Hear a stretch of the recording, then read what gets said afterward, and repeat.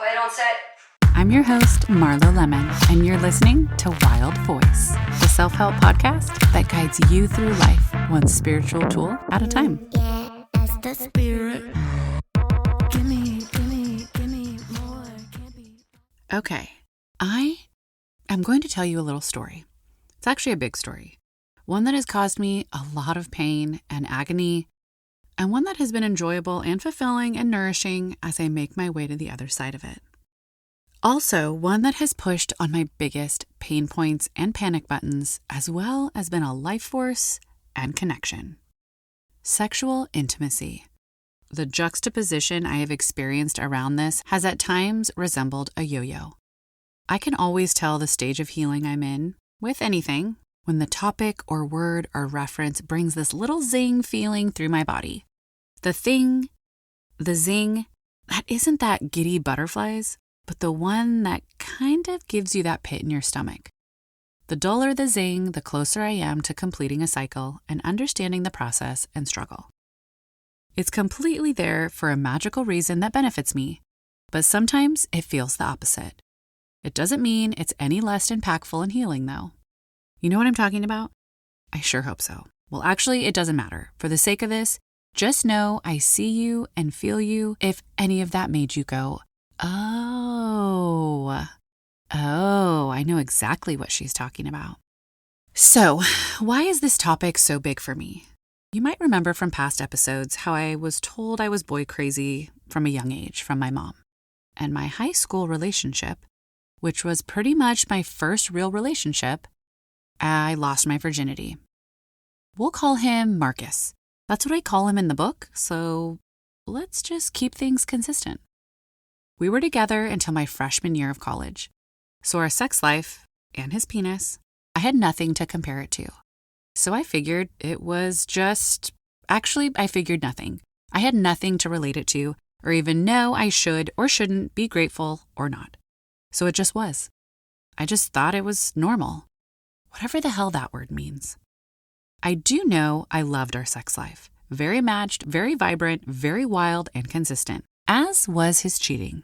I think when we talked for the first time 5 years ago, and it had been a solid 20 since we broke up and never spoke again, that interesting story I explain in detail in my book Soul Muse, so I won't bore you with the details here.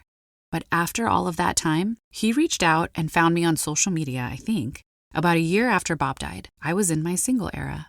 He had a lot to say about our time together and what he took for granted and what he regretted as a 17-year-old boy. That relationship did a number on me. But we'll say my time with Bob and what I was navigating then kind of took him off the hook, least of my worries. But I was aware of the common thread through it all. Me. He seemed to mention our sex life was something special and that we seemed connected in a way that was hard to come by again. I think the word he used to describe me in the sex department was insatiable. Did I say that right? Insatiable. Insatiable. Whatever. And he said that was a very big draw for him. We'll just say it. He's a freak, and I guess so am I. After we talked that night, years and years ago, I reflected on my sexual intimacy and marriage with Bob. I, of course, knew for a handful of reasons why our sexual intimacy was struggling in our marriage.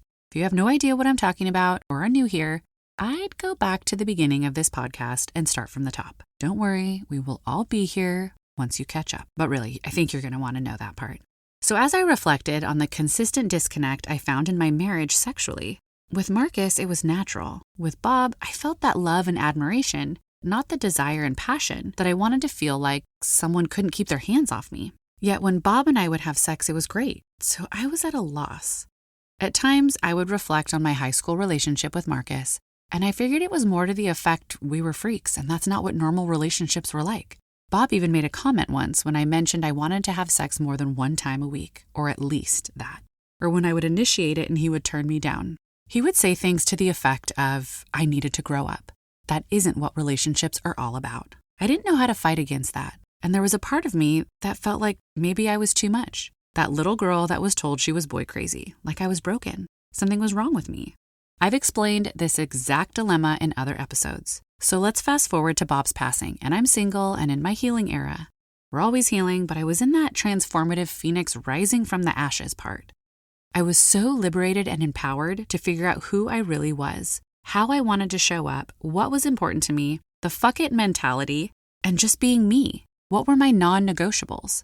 And I had a passion to really understanding myself to my core, to my soul. I had nothing to lose. So talking to Marcus after all those years was confirmation that both things could be true. I was unique in the sexual life force department, and there are people out there that get it and can match it. As my spiritual teachings evolved and I learned the source concept behind sex and sexual intimacy, which is our life force energy, it made a whole lot more sense on why it's so important to me. It's our life force. It's what moves energy, exchanges energy, builds energy.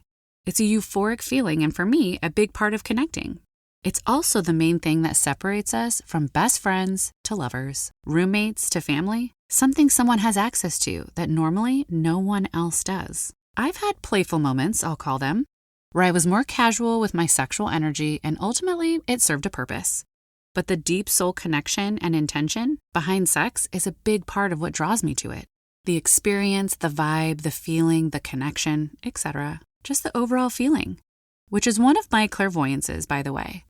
And if you're like, what the hell is that? Or you just pictured me in a velvet robe with my hands on a crystal ball. I have one of those, by the way. Clairvoyances are the ways we receive information outside of the normal range of the five senses. It stands for clear seeing. So a few of them, I've actually talked about this in a past episode, so scoot on back and listen or re-listen if you're interested. But we all have a few clairvoyances, and the more we practice and understand them and train that muscle, the more we can utilize them. I'm very clear on mine, and one of mine is clairsentience.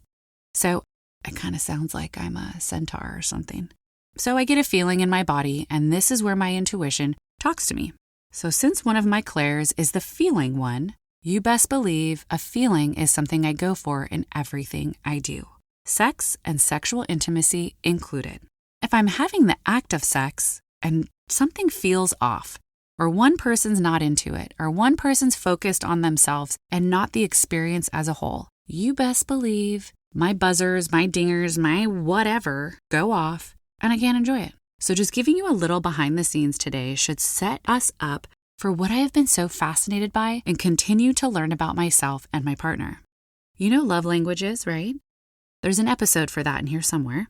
This whole episode is like me plugging my own podcast, but I have spent lots and lots of energy, time, and bandwidth putting words to my experiences. So I want to make sure you have access or utilize them however you see fit. And I don't want to bore you with repeating myself constantly. So I guess today I'm naturally doing a lot of reminding. That is not a coincidence. Someone listening needed to hear that. As you've heard about love languages, there are sex languages. Now, I am not an expert on each sex language or the concept of it, but I can tell you I have gone down the rabbit hole of this understanding and learning about all of them, especially my own, because this shit fascinates me. And it's so important. You want to know some more random facts? Over 34% of married couples said their sex lives are unsatisfying. That doesn't account for the roughly 15 to 20% that say they are in sexless marriages, which is considered having sex less than 10 times a year. 62% of females say they are unsatisfied. 1/3 of marriages end in divorce over this very sex-related topic. And did you know sexual satisfaction is a key indicator in the quality of a marriage? Because it signifies physical and emotional connection. It's not all of it, but it's a big part. It's not something we grow out of. It's not something just because we've been in a relationship for a long time we should discredit or push to the side. I think another key component that is important to note is the match of the two. If you have two people that think sex is gross, I personally think there is something they have turned off within themselves and their life force. But from a relationship standpoint, if those two people found each other, they would probably be satisfied with their sex life. But that life force piece is still missing. So there will be dissatisfaction that pops up somewhere else. That elaborate blueprint is for another day. So sex languages, what are they? There have been found to be 5. Sexual, energetic, kinky, shapeshifter, and sensual. You can hear each description and you'll probably know yours using your intuition, but there's also a quiz you can take. We all have them as part of our system and experience, but each one is ranked like a percentage. similar to love languages. So for the sake of examples, mine has changed over the years, which is possible as we evolve and heal. My main one, a couple of years ago, was shapeshifter, and now it's energetic, which to me feels very complete, more me. But shapeshifter is still up there. It's actually tied for my second runner-up with kinky. As I've healed and evolved, my main one has started to settle in and shine more. It also makes more sense. It helps me understand me and my sexual desires and experiences. I'll tell you what energetic is. You have an ability to connect on a deep and spiritual emotional level. Arousal can start way before any physical connection or touch even happens. Sometimes, touch too quickly kills the arousal. You're more of an intuitive lover. Extrasensory perception like spidey sense. Sex is a transformational and personal growth tool, a spiritual experience. In fact, you may need it to be. When your partner's arousal rises, so does yours. You can ride the wave of someone else's pleasure. You have a deep, empathetic ability with others to feel what they are feeling and share their experience. Your hypersensitivity can cause you to short circuit. If you feel something is off with your partner, you might not be able to concentrate on pleasure. Environment is big. Due to empathetic nature, difficulty with boundaries can happen, creating resentment in your body. You love feeling the full presence of others. Touching the genitals too soon can feel like pouring a cold bucket of water on the potential fire. Working with an energetic is like getting a fire going.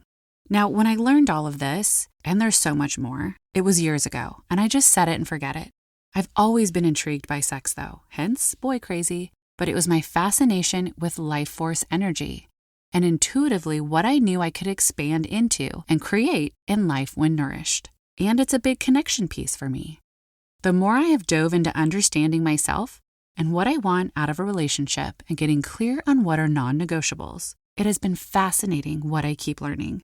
If I was worried about anyone being bored with me, that will never happen because I am constantly uncovering new things to understand and know. With that, I have confirmed sex is a big piece of my puzzle. That is very important. I know its value, I know what it represents, I know why it matters.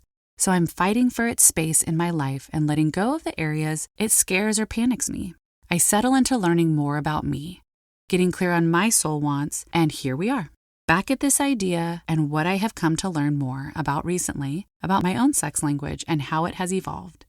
Understanding ourselves allows others to find us, physically, energetically, figuratively, and there is just a peace and ease that comes with just getting it, putting our finger on the thing. No pun intended. I have found the most peace and release in my nervous system and mind when I go this route in the eye of a storm. So gone are the days of us just settling and deciding, I'm just going to put up with this. And gone are the days of us just telling someone a problem and expecting them to just figure it out for us. Get curious about yourself. Get curious about what matters and why it matters. Trust yourself enough to know there is a reason. I have also taken so much time and intention to learn all of the sex languages because I want to know what makes each person them. I want to know what someone else is interested in. I want to know how they operate, not to change how I show up, but it's just more information for a more cohesive experience. Get curious about yourself. Get curious about what matters and why it matters. Trust yourself enough to know there is a reason. If your kid or parent or best friend came to you and said, I don't like this, and it keeps coming up and something just feels off, would you keep shutting the door on them or hanging up, or would you listen and try and help guide and support? So let's continue to do that for ourselves, even when we don't understand it or can't make sense of it. You will. Just be patient, and if nothing else, think about what I said about sex being our life force energy, and where maybe that might be feeling less than ideal and affecting other areas you didn't even realize. Yeah, that's the spirit. Okay, just because this episode's over doesn't mean our time together has to be. Find me at marlolemon.com and on Instagram at marlo.lemon. Check the show notes for other ways for us to stay connected. And one more thing, if you found this episode helpful, don't keep it to yourself. Share it on social, review it, tell a friend. The more of us who become soul-aligned, the more beautiful, harmonious, and fulfilling this world becomes. We're in this wild ride of life together. Okay, that's all. I'm your host, Marlo Lemon, and you've been listening to Wild Voice. Okay, I think we got it.